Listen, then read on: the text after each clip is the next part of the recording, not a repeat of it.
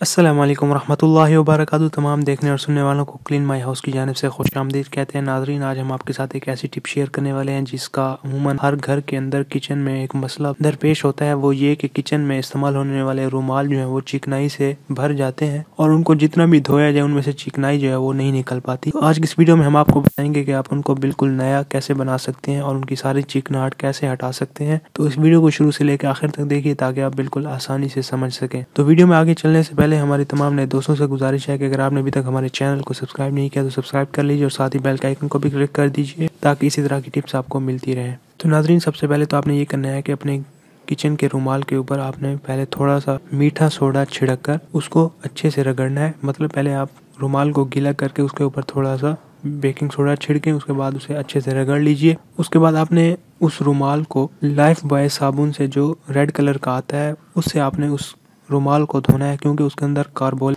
होता है जो कि रुमाल में से चिकनाई को ख़त्म करने के लिए बेहद मुफीद है। इस टिप को आजमाइए, अपने दोस्तों से भी शेयर कीजिए, इंशाल्लाह इसका फ़ायदा होगा। अगर वीडियो अच्छी लगी तो वीडियो को लाइक कर दीजिए। अगर आपका कोई भी सवाल है मुझे कमेंट कीजिए, उसका जल्द से जल्द जवाब मिलेगा। मिलते हैं अगली वीडियो में, तब तक के लिए अल्लाह हाफ़िज़।